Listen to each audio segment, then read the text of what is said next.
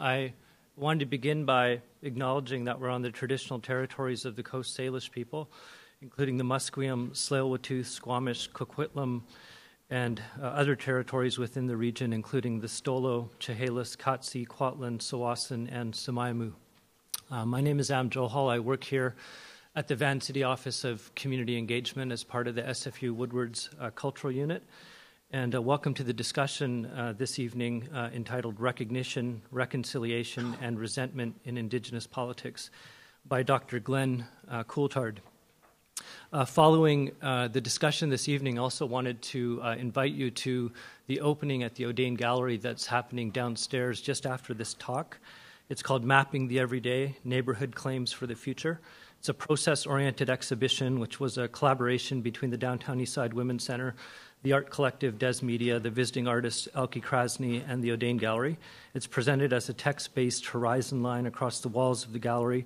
The exhibition is a visual mapping of the demands and aspirations of the Downtown Eastside Women's Center community. These demands, both current and historical, address issues of poverty, violence, and insecurity, social inclusion, the deferral of rights, and the legacy of colonialism. Following the talk by Glen, there will be a short response from Tony Pennicott, who I'll introduce later, and we'll have about 10 or 15 minutes for discussion afterwards. I'm hoping that Tony and Glen will be at the opening as well, so you'll be able to talk with them as well. To introduce Glen, who's a really wonderful person, I'm really excited that he's here with an opportunity to speak, and we're also going to be recording the events this evening, and they'll be available on the SFU website a couple weeks from now. Glen is an assistant professor in the First Nations Studies program in the Department of Political Science at UBC and the First Nations Studies program. He's written and published numerous articles and chapters in the areas of contemporary political theory, Indigenous thought and politics, and radical social and political thought, including Marxism, anarchism, and post-colonialism. His most recent work on Frantz Fanon and the Politics of Recognition won Contemporary Political Theory's annual award for Best Article of the Year in 2007.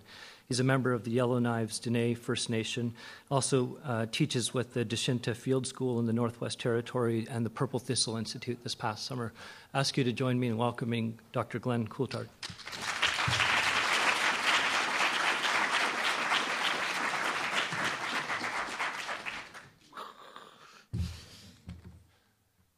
Thank you, Am. I'd also like to acknowledge that we are on the traditional and unceded territories of the Coast Salish people. So I'll just get started. I first want to provide a little bit of context to my talk here today. I've written it out because I'm not the greatest of orators. It's got a beginning, a middle, of an end, so I hope you appreciate that. The title I changed a bit. It's called Seeing Red on Reconciliation, Recognition, and Resentment in Indigenous Politics. The research that this is a part of kind of came in response. It's a self-reflection on my own sort of attitude or response to the federal government's official apology to residential schools back in 2008. And the response that I got from a lot of often well-intentioned and not so well-intentioned people wondering why I was so like that. It didn't have the cathartic sort of healing effect that these processes are thought to have, but just got me more angry and pissed off. So in a sense that this paper is kind of a weird sort of self-analysis of my own anger with respect to what the federal government, the Canadian state, has posited as a process of reconciliation. It's also a part of a book project that I have going with the University of Minnesota Press, which kind of analyzes truth commissions, commissions of inquiry, and other such colonial nonsense as part of the chapter, or one of the chapters in that. So I'll just begin. So on June 11th, 2008, the Conservative Prime Minister of Canada, Stephen J. Harper, issued an official apology on behalf of the Government of Canada to Indigenous survivors of the Indian residential school system. Characterized as the inauguration of what he termed a, quote, new chapter in the history of Indigenous state relations in Canada, the residential school apology was a highly anticipated event and emotionally charged. Across the country, Native and non-Native peoples alike packed living rooms, churches, community halls, and band offices to witness and pay homage to this so-called historic occasion. The following is an excerpt of Harper's apology, just in part. Mr. Speaker, I stand before you today to offer an apology to former students of Indian residential schools. The treatment of children in Indian residential schools is a sad chapter in our history. The Government of Canada now recognizes that the consequences of the Indian residential school policy were profoundly negative, and that this policy has had lasting and damaging impact on Aboriginal culture, heritage, and language. The legacy of the Indian residential schools has contributed to social problems that continue to exist in many communities today. In moving towards healing, reconciliation, and resolution of the sad legacy of Indian residential schools, implementation of the Indian Residential School Settlement Agreement began on September 19, 2007. A cornerstone of the settlement agreement is the Indian Residential School Truth and Reconciliation Commission. This commission will be a positive step in forging a new relationship between Aboriginal peoples and other Canadians. And the kicker, God bless all of you, and God bless our land. Since at least the early 1990s, a global industry has emerged promoting the issuing of official state-orchestrated apologies, advocating forgiveness and reconciliation as an important precondition for resolving the devastating social impacts caused by intrastate violence, state-perpetrated mass atrocity, and historical injustice.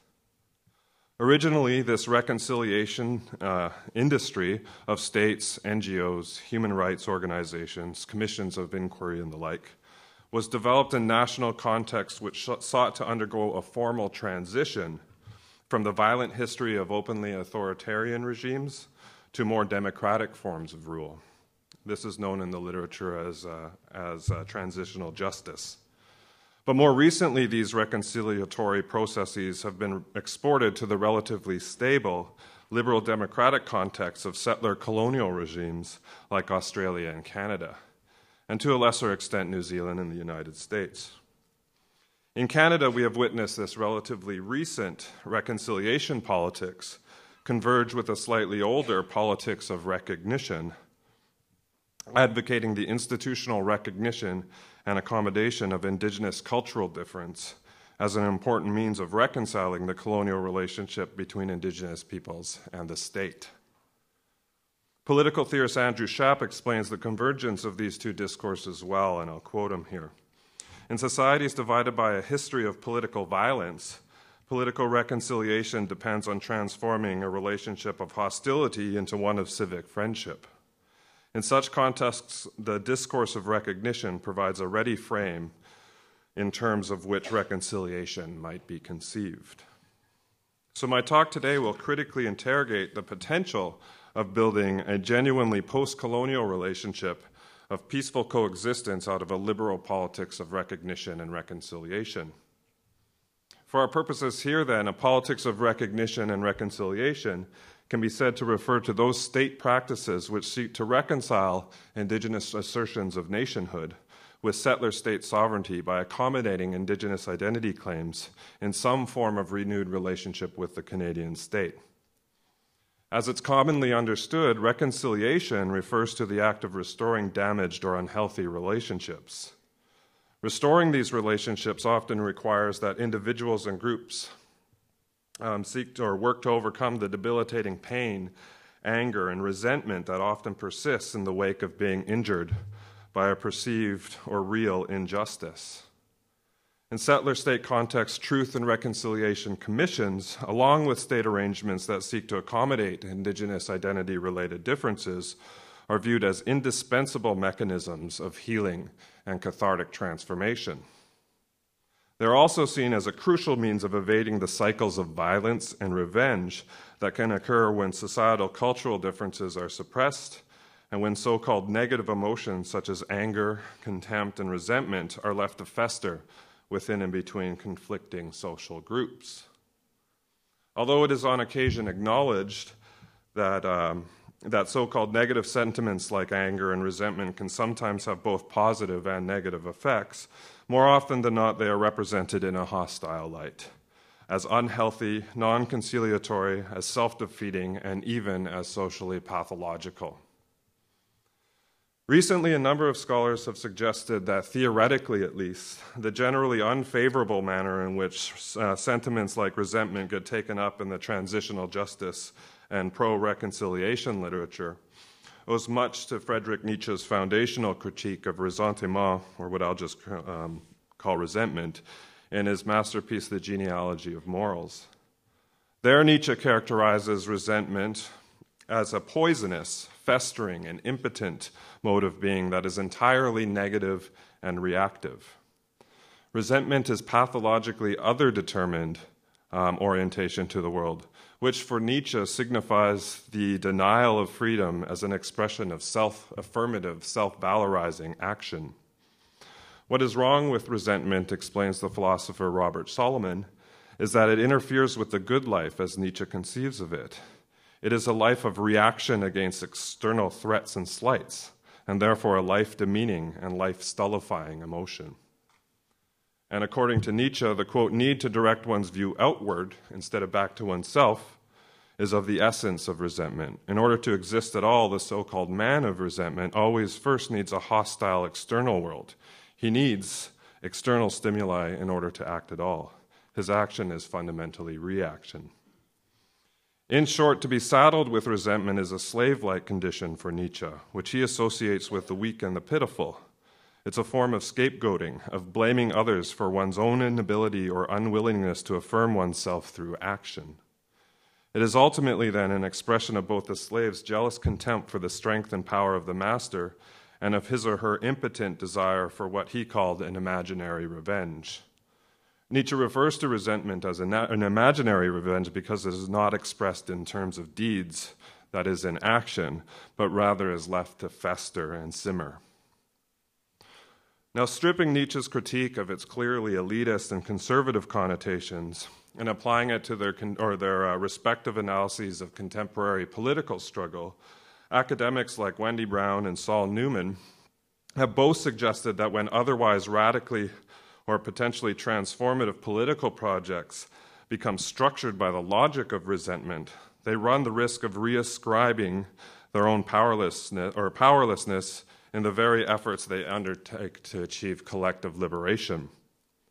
Wendy Brown in particular has applied this Nietzschean critique to the politics of recognition, claiming that when identity-based movements seek state recognition as a means of addressing the pain and the powerlessness that the state has itself inscribed into the minds and bodies of subjects, they risk reifying the conditions required for their own domination. In the following presentation, I want to briefly engage this important line of criticism in light of our Indigenous people's struggles for recognition and self-determination in colonial contexts like Canada. In doing so, I will argue 2 points, both of which I draw from the work of the great anti-colonial social theorist, psychologist, and revolutionary Frantz Fanon. Before I proceed with the Fanon stuff, I chose Fanon because of the insights he has into the politics of recognition and reconciliation.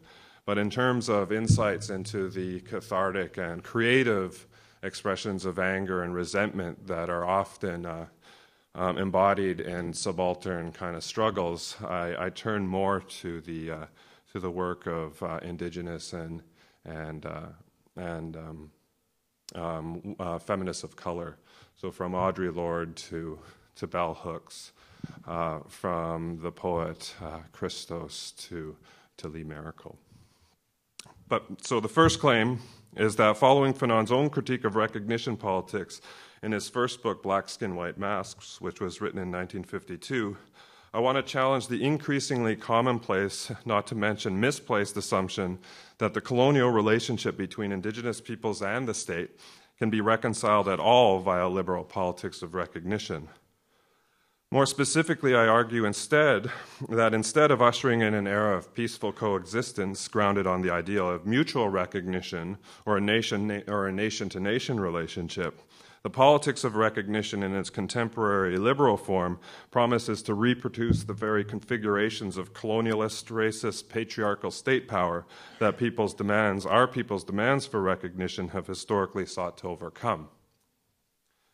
Second, in light of the politics of recognition's abysmal failure to deliver on its emancipatory promise of reconciliation, I suggest that what Nietzsche refers to scornfully as resentment is not only appropriate and defendable, but also a righteous sentiment to uphold, given that Indigenous peoples are still subject to the ongoing violence and injustice of colonial rule, displacement, and dispossession.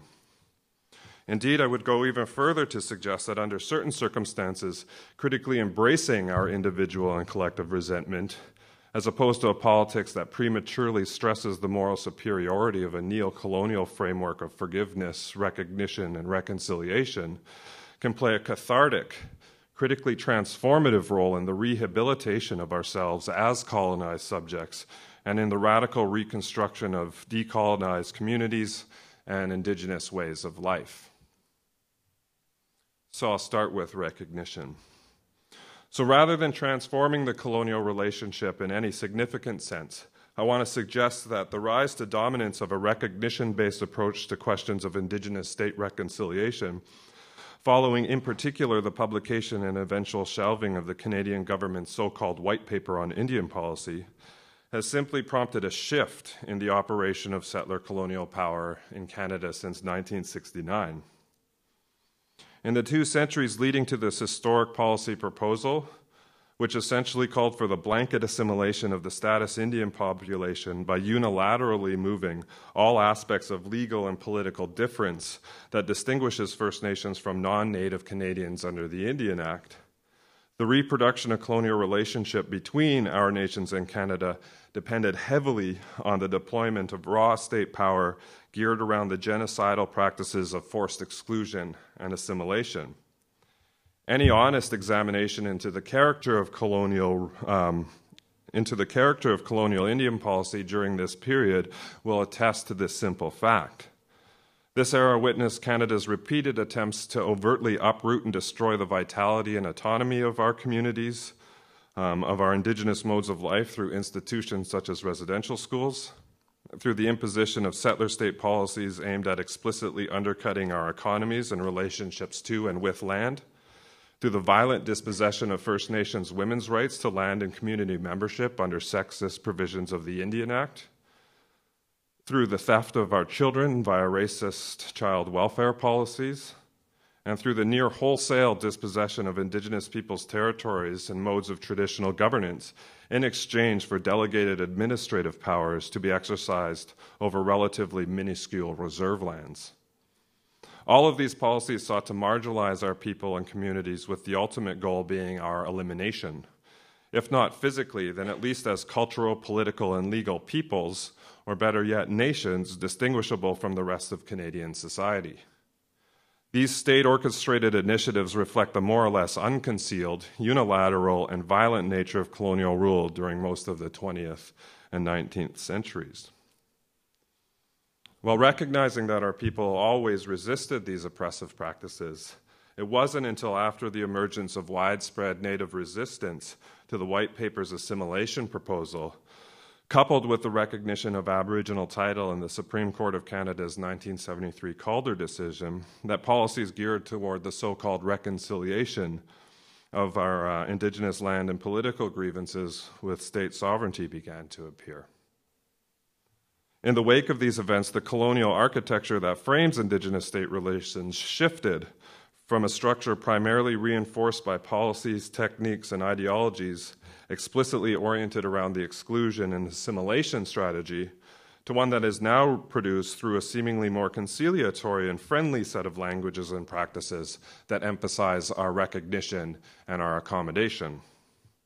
Regardless of this modification, however, my claim is that the relationship between Indigenous peoples and the state remains colonial to its foundation. Now, I'm going to get a glass of water.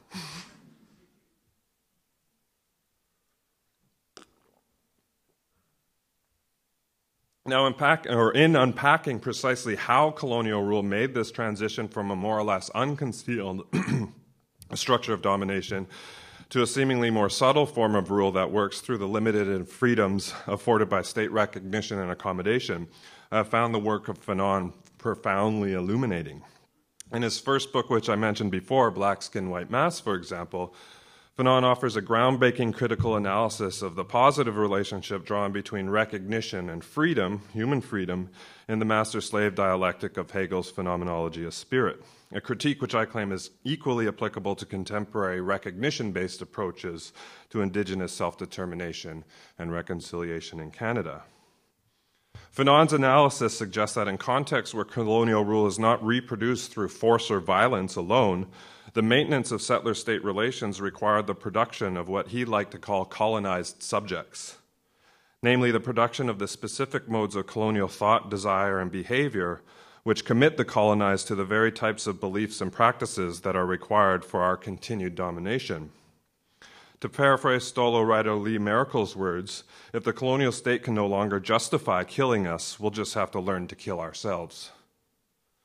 Now, unlike the liberal recognition or appropriation of Hegel that continues to inform many contemporary proponents of recognition and identity politics, in Fanon, attaining the recognition of one's master, or in our case, the colonizer, is not seen as a source of freedom or dignity for the colonized, but is rather cast as the field of power through which colonial subjects are produced and therefore colonial relationships maintained.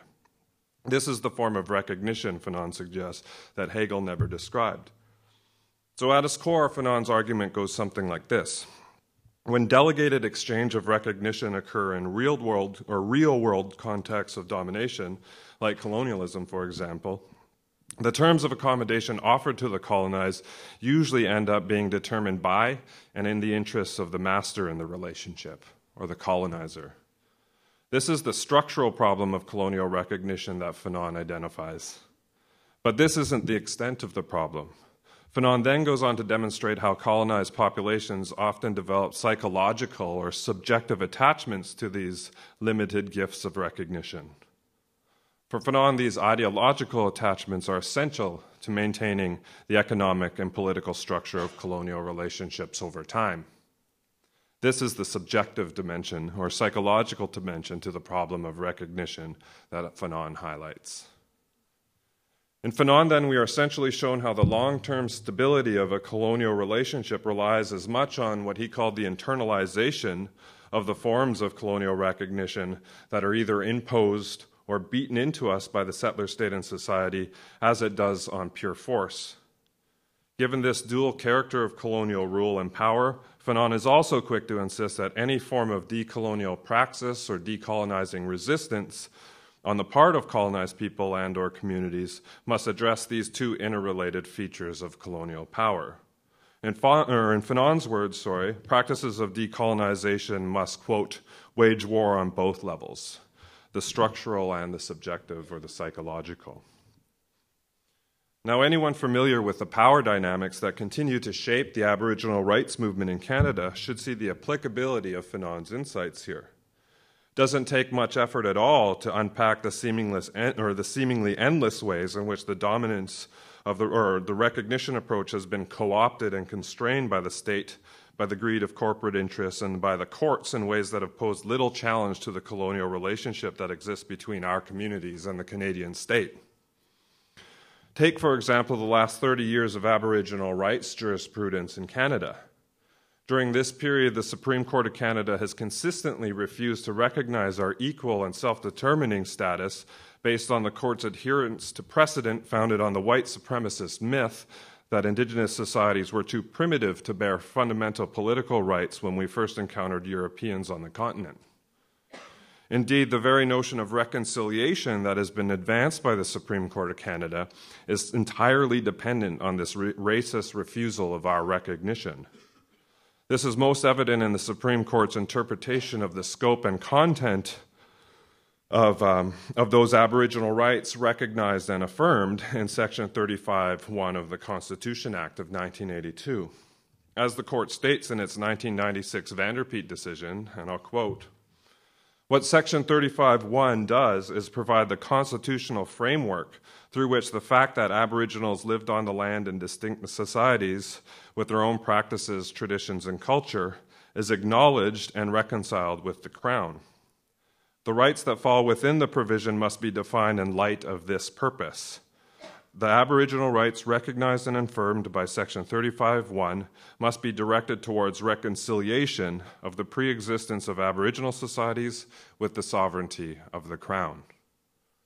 This, of course, begs the question, how does the High Court go about reconciling the pre-existence of Aboriginal societies with the sovereignty of the Crown? The answer is easy. By fundamentally refusing that the Aboriginal societies in question had anything akin to sovereignty worth recognizing to begin with.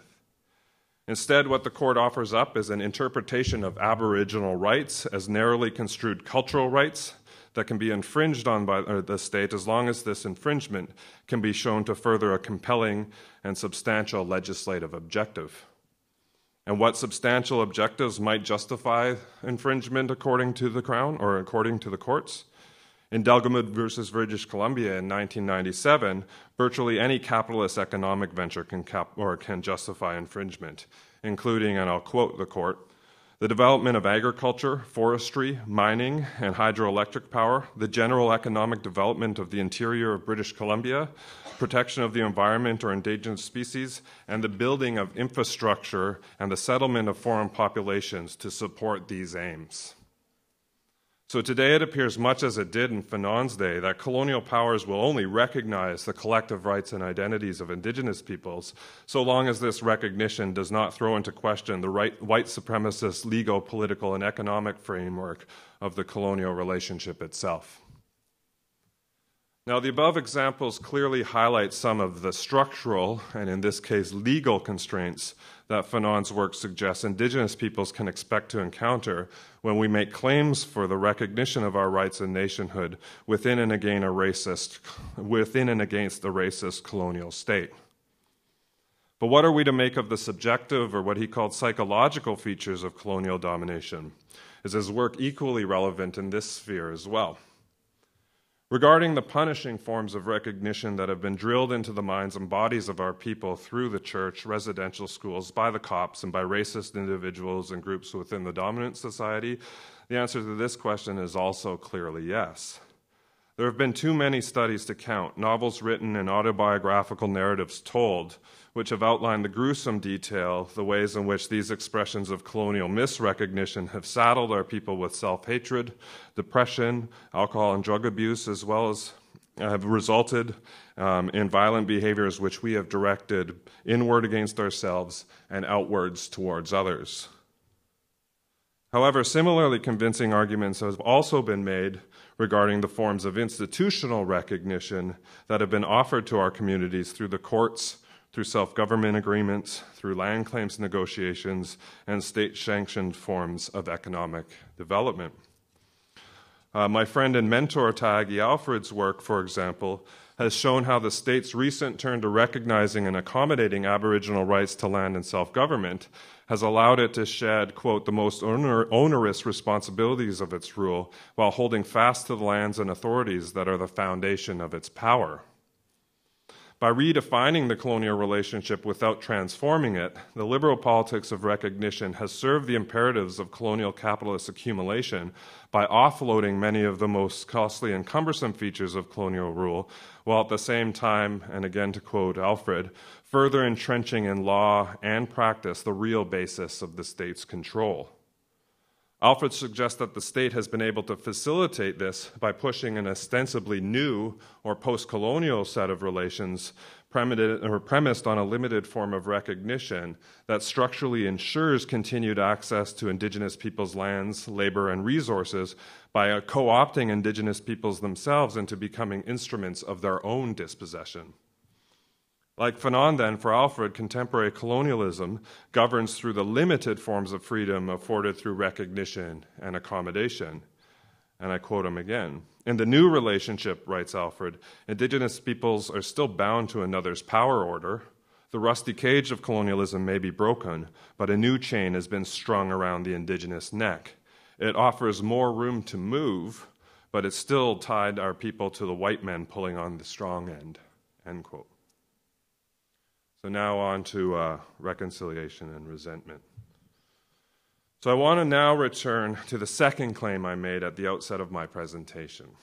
Namely, given the utter failure of recognition to deliver on its emancipatory promise of reconciliation, I suggest that what Nietzsche refers to scornfully as resentment is A, a righteous sentiment to hold and subject position to embody, and B, that under certain circumstances, critically embracing our individual and collective resentment can play a cathartic, critically transformative role in the rehabilitation of our colonized selves and in the radical reconstruction of decolonized Indigenous ways of life and community.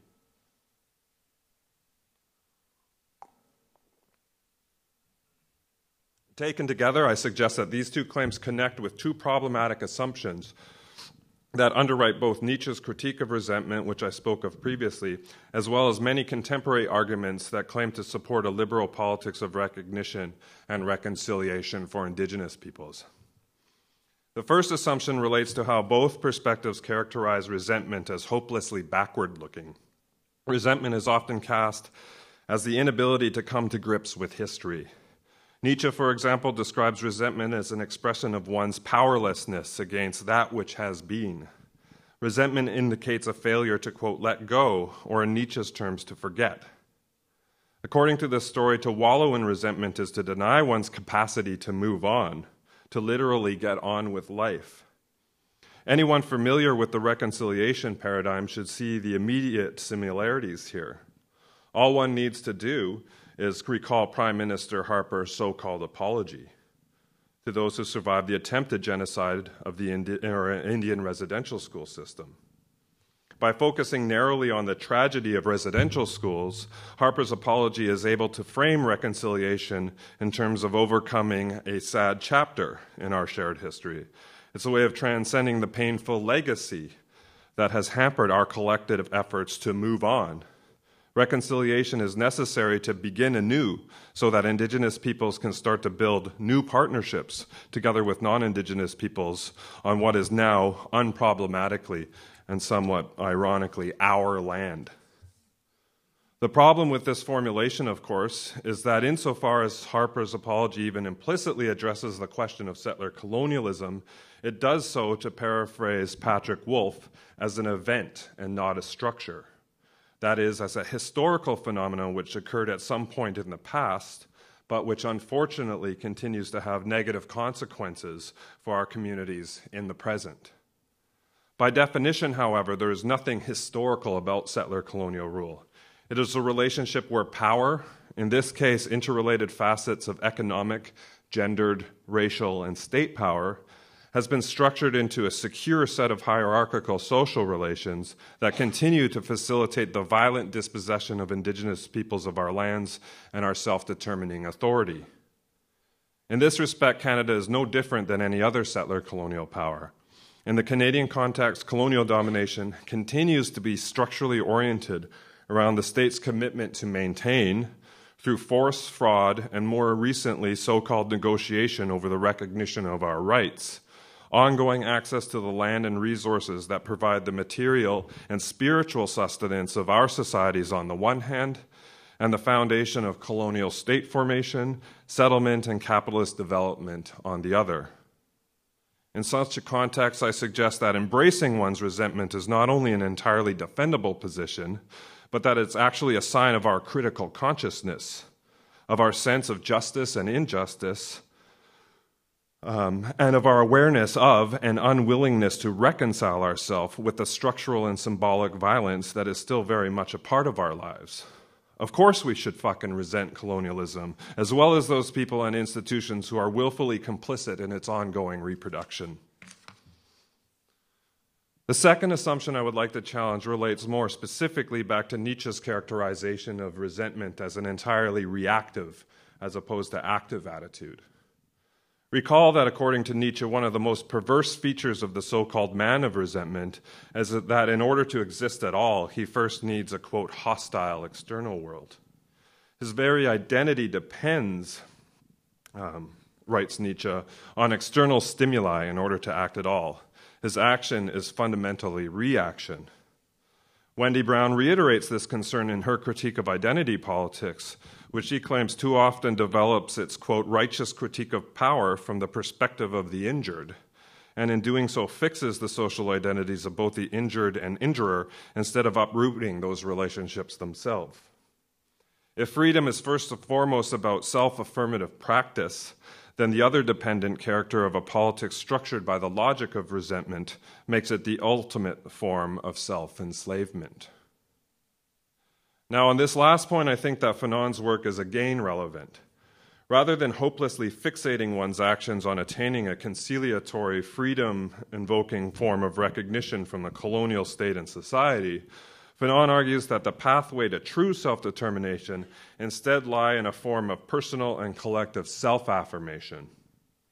Rather than remaining dependent on the actions of our oppressors for our freedom and self-worth, on a hostile external world in Nietzsche's terms, Fanon recognized that colonized peoples must instead struggle to overcome their colonial mentalities against the racist gaze and assimilative lure of a colonial politics of recognition. According to Fanon, it is this self-initiated process that triggers a change of fundamental importance in the colonized psychological makeup. According to this view, the colonized must initiate the process of decolonization by first recognizing themselves as free, dignified, and distinct contributors to humanity.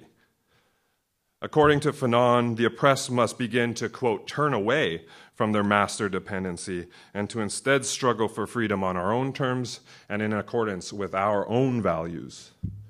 Unlike Nietzsche, however, I suggest that Fanon saw resentment as having a potentially critical transformative role in inaugurating this newfound radical subjectivity and praxis. Throughout The Wretched of the Earth, for example, Fanon repeatedly speaks of the colonized subject's anger, envy, and resentment towards the colonizer, even their desire for revenge, in cathartic terms. For Fanon, these expressions of contempt and resentment represent the initial stage of the colonized subjects coming to consciousness, of the purging of their internalized colonial racism, and if approached critically and directed appropriately, could help jolt them into the actional existence as opposed to a reactional one characterized by the form of resentment that Nietzsche found so self-defeating. And in the best case scenarios, Fanon saw these negative emotions of having the power to prompt the very forms of indigenous praxis that are required to uproot the structural colonial injustices that produce colonized and resenting subjects to begin with. By way of a brief conclusion, I would like to paraphrase one remarkably clear-sighted commentator on the virtue of anger and resentment in relation to transformative or radical politics. He writes, "Our greatest critics and commentators are men and women of resentment. Our revolutionaries are men and women of resentment. In an age fundamentally deprived of passion, they alone have the one dependable emotional motive, constant and obsessive, slow burning but totally dependable. Through resentment, they get shit done." Masicho.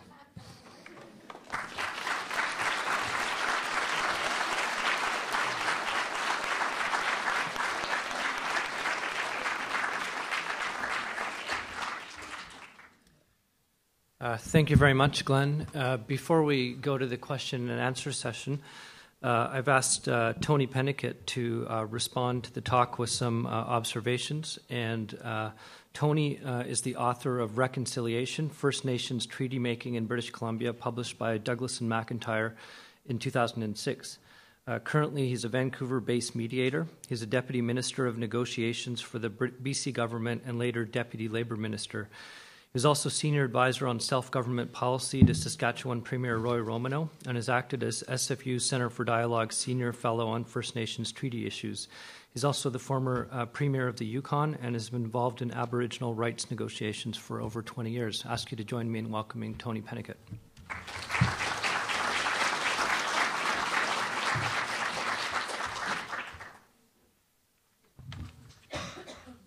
Thank you, Am, and thank you, Professor Coulthard, for a really brilliant and very thought-provoking analysis. I I am not a scholar like Professor Coulthard. I am a negotiator and mediator. But I want to comment on some of the themes in his presentation from that perspective. First, recognition. Yes, recognition is problematic, especially as a one-way transaction. In listening to tonight's presentation, I was reminded that in 1876, when the nations that signed Treaty 6 were meeting at Fort Carlton, the first few days in those negotiations dealt with the problem of translation. The government had arrived with a Cree translator who did not speak the dialect of the people they were meeting. And the chiefs there insisted on providing their own translator, Peter Erasmus. And what is very interesting about what followed is that while they went through the formalities of nation-to-nation negotiations and concluded a treaty that year with the signatures of most of the chiefs, that is also the very same year that Parliament introduced the Indian Act, which made First Nations wards of the federal state. Constitutionalist John White has called this kind of pattern in colonial behavior a kind of binary code in which innovation is followed by betrayal. Since the white paper mentioned by Professor Coulthard in 1969, over the last 4 decades, there have been 19 so-called modern treaties negotiated in northern Canada. The largest land settlement of which involves the 350,000 square kilometers for the Inuit in Nunavut. But thinking back to the experience at Fort Carlton in 1876, I sometimes wonder how different it might have been if the Inuit in those negotiations had insisted on negotiating not in English, but in Inuktitut. And how different would then the problem of recognition for the federal government have become. Now, normally, some would say scandalously, almost all the treaties done north of Pacific typically took 20 years to negotiate, even though the broad outlines of the settlement were absolutely clear on the day they started negotiations. But had the Inuit been negotiating in Inuktitut, I suspect that they might still be negotiating today. Let me say something about reconciliation. As Am pointed out a couple of years ago, I wrote a book called Reconciliation.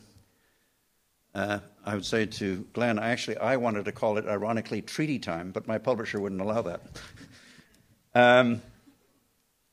Because in British Columbia here today, you have the BC-TC process, the British Columbia Treaty process, which has now gone on since, 1992, spent the best part of $1 billion, something like $600,000, and has concluded a handful of treaties.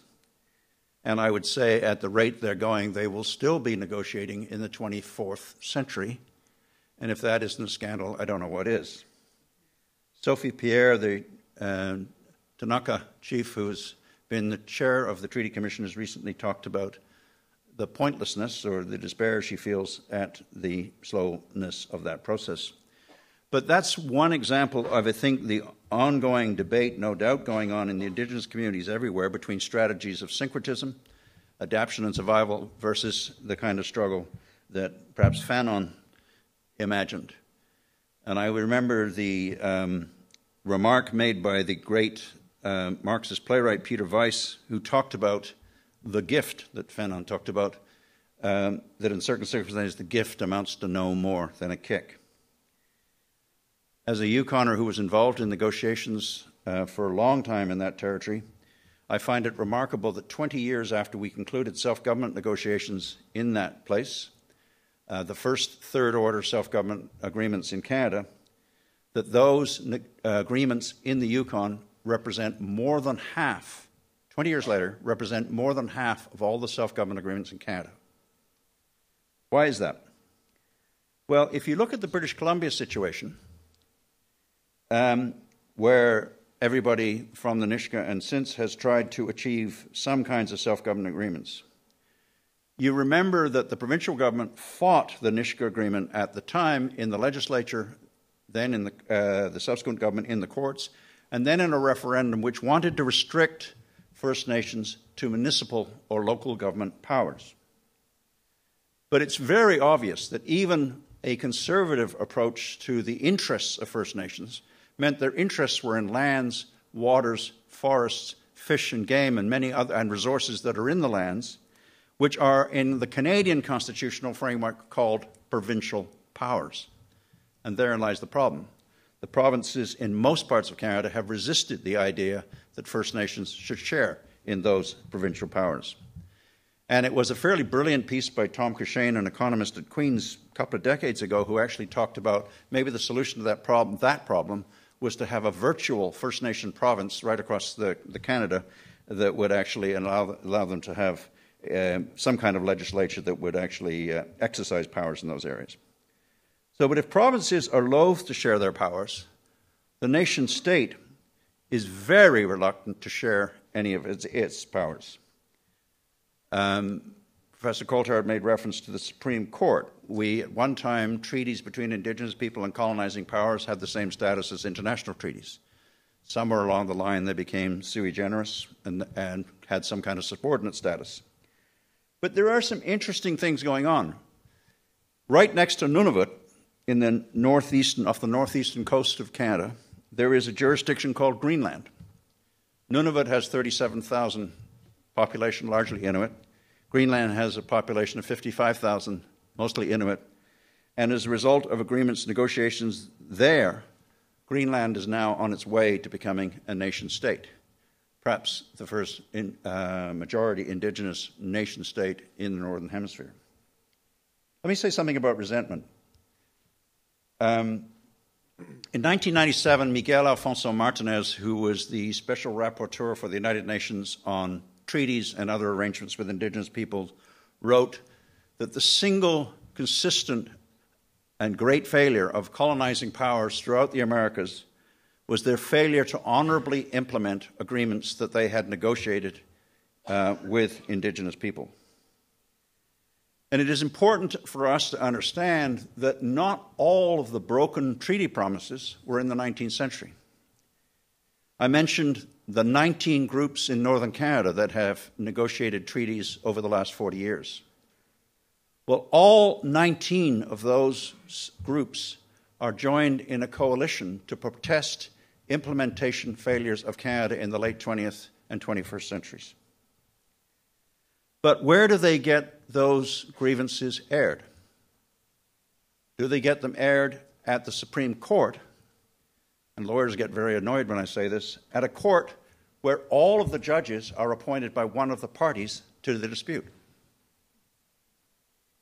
The only other model is the Treaty of Waitangi model in New Zealand, where there is a bi-national, bilingual court composed of Maori and New Zealand judges. But even there, they have only the power to recommend to the cabinet.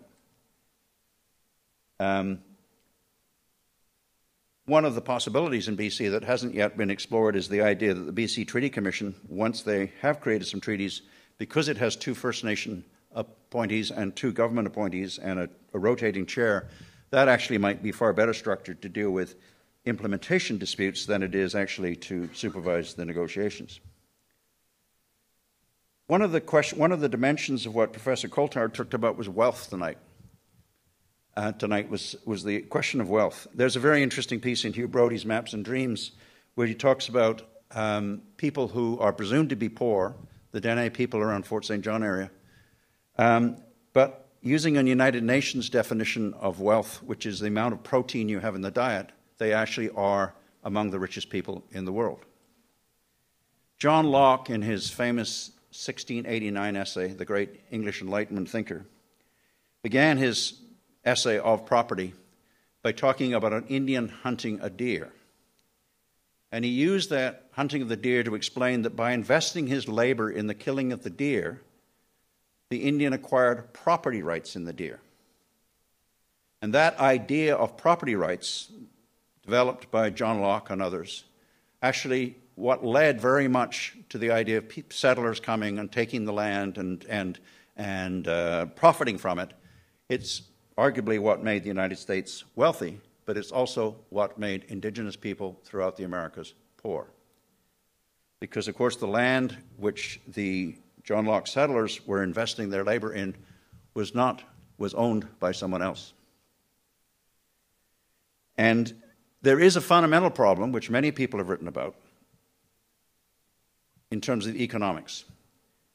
The colonizers, the Europeans who came to the Americas, were largely people who were committed to the idea of individual accumulation, of profiting. The Indian hunter in Locke's story, Locke did not know this because he never met an Indian, was actually likely to share the deer among all the people in his family and all the community. The economic principle was reciprocity. In fact, Locke did know a little bit about Indians and deer because the only substantial investment he had was in a Carolina colony which had two commodities, Indian slaves and deerskins. But we have now reached a point which is, I think, to be challenged by Professor Coulthard's lecture this evening, where have we now reached a point, as the Occupy Vancouver and other people might suggest, that so many people are now committed to an economic culture of accumulation that the road back to reciprocity and true reconciliation will be very, very hard. And I think I am, by Professor Coulthard's remarks tonight, very much challenged by that thought. Thank you.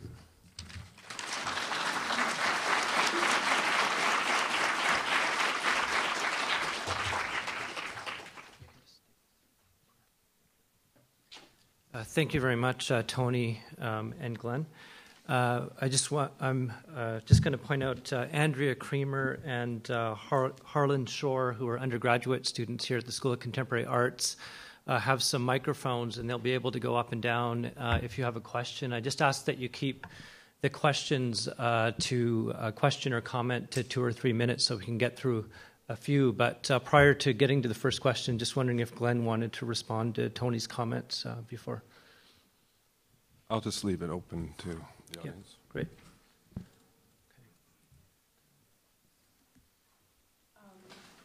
Really, is it that quiet? Oh, microphones.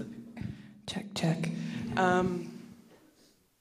So first of all, Tony, I just have to respond to one. I mean, there's a lot in there that kind of made me uncomfortable, but I would say the one piece, we began a conversation on resentment, and then particularly how Glenn has framed it, that I think the sincere response from the settler, I think for many of us who are not in this particular position, that is that I don't understand, is to acknowledge that there's no understanding possibly of that, and that to begin with this conversation of trees is there's something actually extremely uncomfortable about that for me. So I just wanted to name that.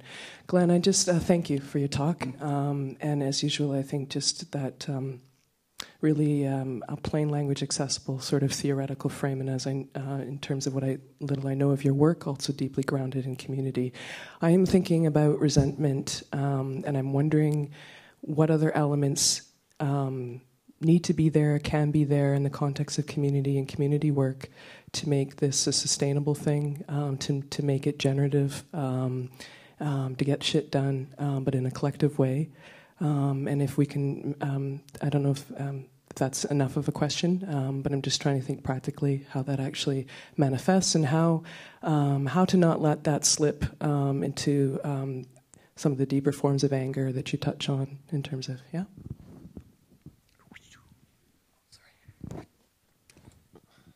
Thank you. I'm at that point. I can't provide a prescriptive answer. What I do is, or what I'm more interested in, is actually kind of exploring and working with people, or exploring narratives which do kind of express this righteous form of resentment and rage, and are directing them into quite transformative political projects. That are attempting and aiming at getting land back, of uprooting the bullshit social relations that produce us as resenting, angry people to begin with. So you even look, I just read one article. It was then in commemoration of the Oka crisis, and again, my friend Alfred has spoken about what he interpreted that movement about, or what it was at its core. And he said that it was a righteous form of rage, vengeance even, and to get payback for all of the shit, the rock throwing of kids by white French folk who were trying to leave Ganawage and Ganasatake when they were evacuated and that sort of stuff. So there's, if you look at and you speak to activists and all this sort of stuff, you see it kind of latent, just simmering there. And I want to emphasize the important creative, like Audre Lorde and all these other activists of color and Indigenous people has always insisted that is there, simmering and profoundly powerful. We do have to recognize that not all resentment is productive or transformative. I do not want to valorize the resentment of a fucking white supremacist who's mad at Indigenous peoples claiming that this is their land, that their sovereignty has been taken, and so on. That's not a resentment that I think is worth the effort that it takes to utter it. So there's a contextual sort of evaluation that we have to do when we're sifting through, learning from, and listening to these expressions and narratives. But I just, I'm not, what can we do to ensure that it doesn't turn this way? I just can't answer that. Any other questions? Get your hands up. And somebody over here.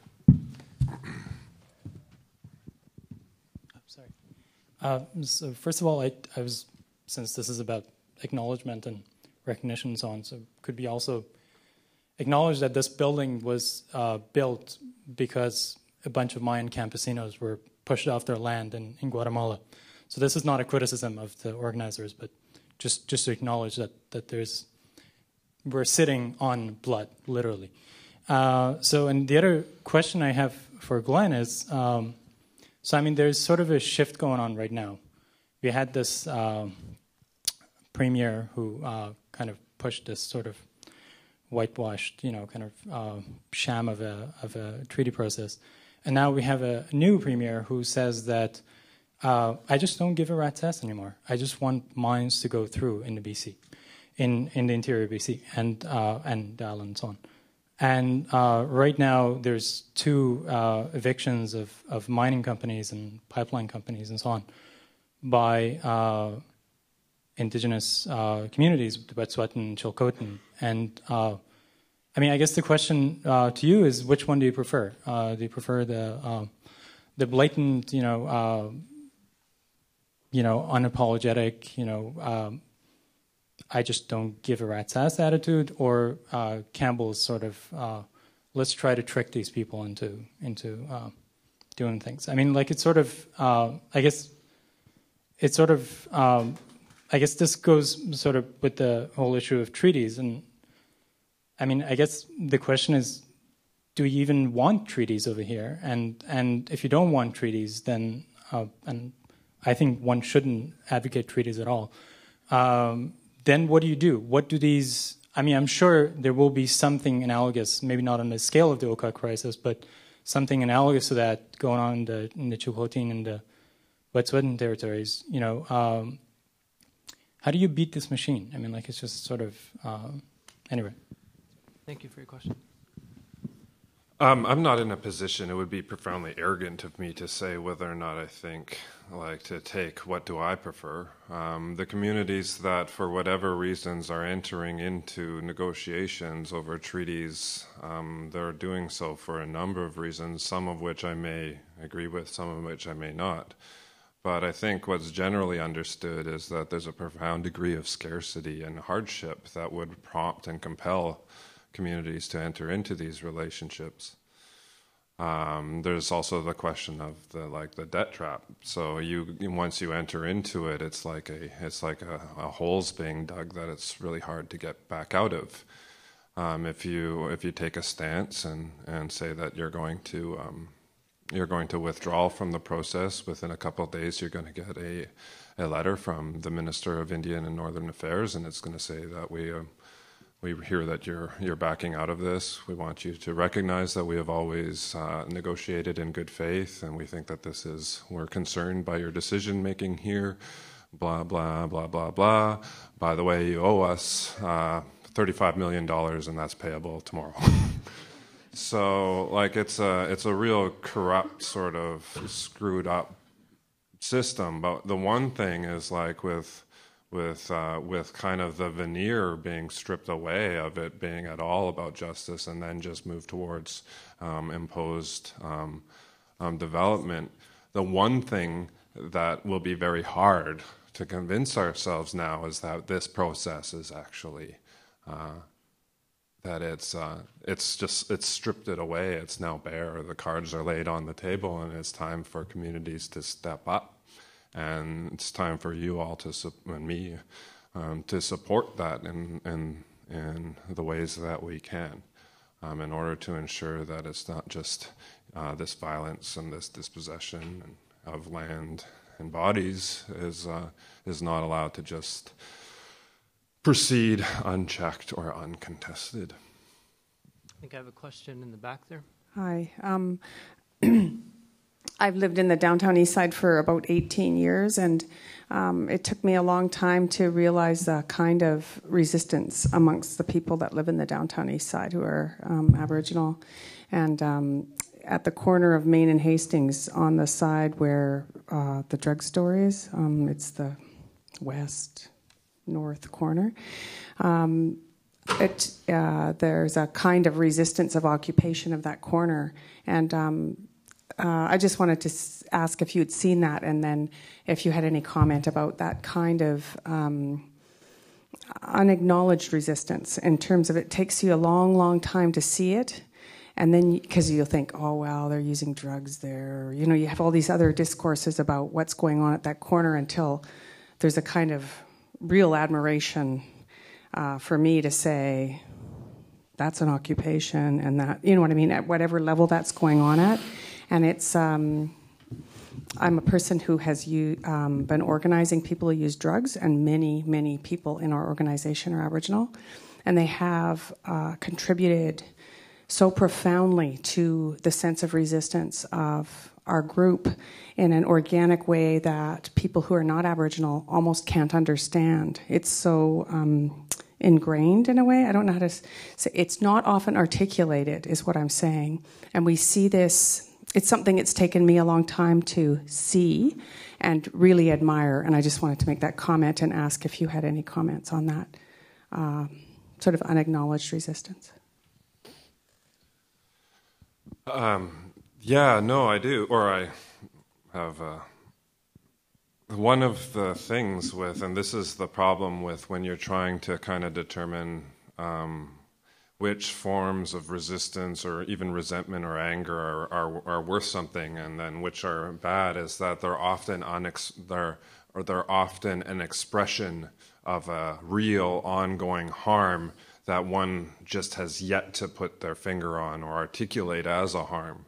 So it's really important that we recognize and acknowledge and support those forms when they're not, or support those struggles when they're not even articulated as resistance yet. We have to be conscious of that, and especially when, like yourself, and I thank you for bringing it to our attention as being important to recognize.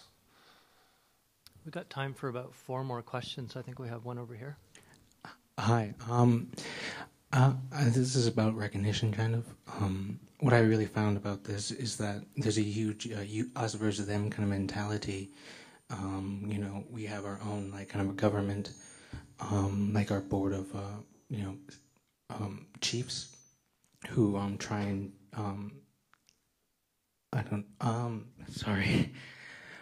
What I'm trying to say is that I'm kind of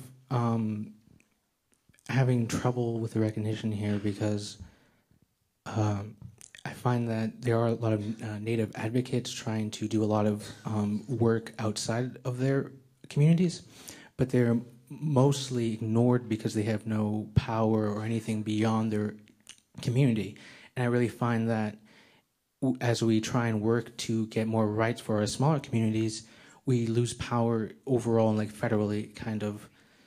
And I was wondering, like, should we be trying to get more special rights in smaller groups, or should we be trying to join the government in kind of a federal level? Do you understand? Yeah. Did I, do you want to respond to that? Sure. Again, like I don't know if I'm the right person to answer this, but I think that if these big state orchestrated exchanges of rights in the form of land claims, which is about like securing a business climate for development, or the establishment or negotiation of self-government, which is about ensuring the political climate for development, are shown not only to be structurally incapable of changing things, of creating more healthy, grounded, cultured indigenous peoples on their lands, then we gotta just kind of start figuring out how to do it differently. And I like looking at, rather than saying, well, the community sorts of practices and community building projects that are not so concerned. They're actually quite critical of that other process, and they're in their own activism or direct action or whatever are creating those alternatives. And then it's a matter of how do we support that? How do we relate in relations of allyship and solidarity in order to have those smaller projects proliferate, survive, and whatnot. So it's not a matter of just pure abandoning one field of action for the other, but it's kind of refocusing a lot of our labor and our energies into something that at least has a surviving chance, and which is actually doing the stuff that we have kind of thought that the other process, land claims and these sorts of things, were going to promise to us. So doing it rather than asking for it. We have one question there. We'll have room for one there, and then the last one will be right there. So go ahead for that one. Hi, my name is Ria Kissoon. I'm originally from Whitehorse, Yukon, and Inuvik Northwest Territories. I grew up in a very political family. My father is involved in treaty negotiations for the past 35 years, and my grandmother was one of the most honorary Aboriginal women in Canada, the late Bertha Allen. And something that I've been struggling with in my life, well, at this point in my life, is I relocated to Vancouver 5 years ago, and through no choice of, or no control of my own, there's events that brought me to losing my children, and I've been fighting the racist political system, or the racist system of the child welfare for 3 years, and I haven't been able to get my kids back. And it's just so unfair, the policies that the federal and the provincial government use against Aboriginal women. And my father is in point of denial about the effects of residential school on his generation of leaders. He comes from a generation of leaders who received the harshest forms of abuse at school. And I don't feel that the system that they've set up for compensation is not fair. And myself, I was a residential school survivor. My mom put me in Grolier Hall for 2 years. And it's just all these experiences. Like, I've used the federal government's money to attend programs. I'm currently going to school at the Native Education College, but everything that you said today kind of put my life in perspective. It identified the anger and resentment that I feel. And I know that my dad feels in his negotiations. He's moved on and kind of left the federal government negotiating table, and he's dealing directly with countries like China, where they're now he's focusing his energy and time on leaving the negotiating table and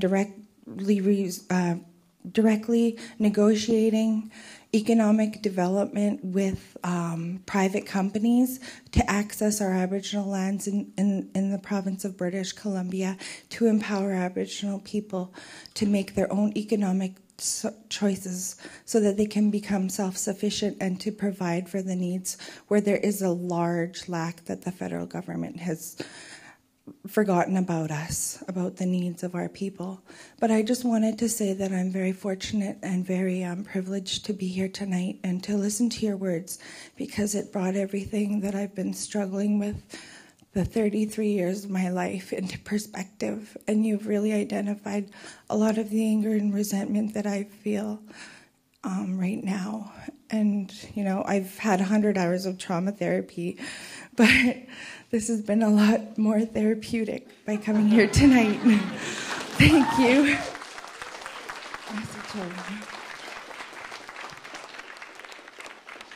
Yeah, no, I want to thank you for your kind words too, and just to know that you're not alone. I just read an article actually recently.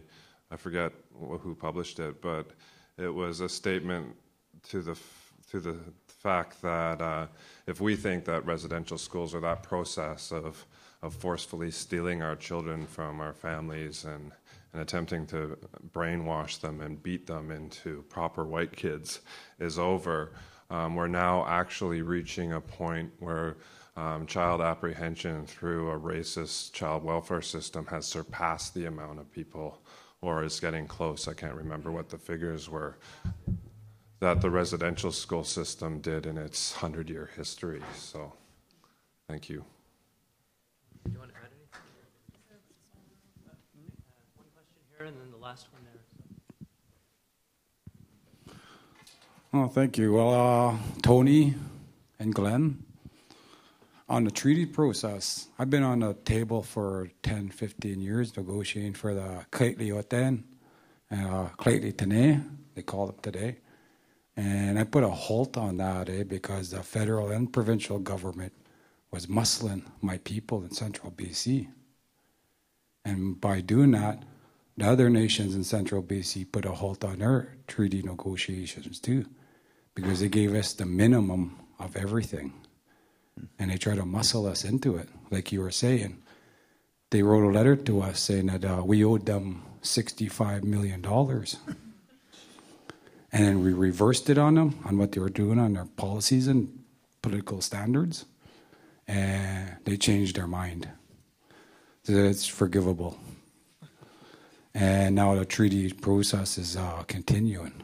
Now we've got to start from base one. And to answer this lady's answer up here for Maine and Hastings, there's no drugs on Maine and Hastings. There's herbs. That's it, and alcohol. There's no drugs on that corner. I've been there for a while, just to observe, see what it's all about. And I'm just wondering, you know, it's kind of I'm going into counseling. I'm getting my master's degree in 6 years. I'll be going into political science too. Why? Because I'm heading to the parliament to counsel those so-called racial white supremacy into forgiveness. That's my plan. Like my mom was in parliament for 10 years, negotiating with them contracts, proposals. And those are my plans. And I hope, you know, I get the support that I need. Thank you, Glenn and Tony. We have the last question right here.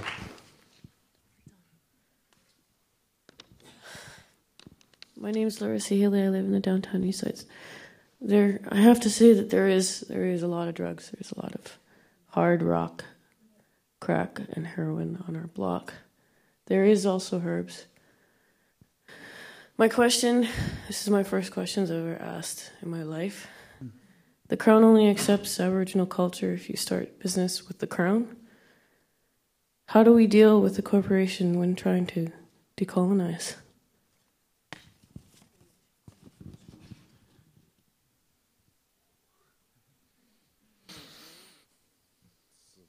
Very good question. For a first question, it's probably the best question. I'm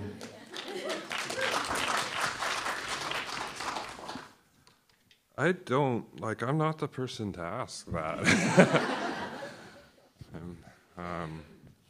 Dave, you want to answer that one? I just gotta fight, I guess. They're slippery bastards. Like in the north, they'll I'm originally from Yellowknife, so my First Nation is the Yellowknife's Dene, 35 kilometers outside of Yellowknife and in Yellowknife, and they'll keep giving money, and they'll give money for fairly important things like back to the land programs. They'll invest. But that investment comes at a cost, and that's to legitimize their presence on our territory. But again, they're in a context of scarcity where we don't have resources, our communities are impoverished and all that stuff. It makes it a very almost impossible and cruel choice. So. I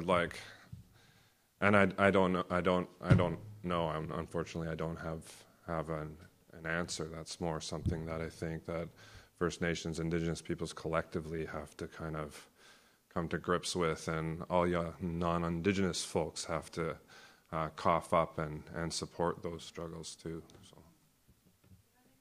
Thank you for your honesty.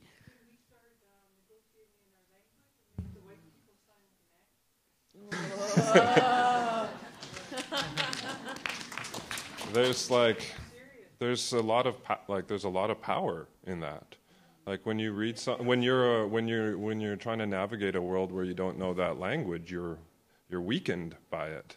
So I think that there's a lot of both power in that, but also empowering is that process of going out and just doing that. We're not going to speak to you in English or.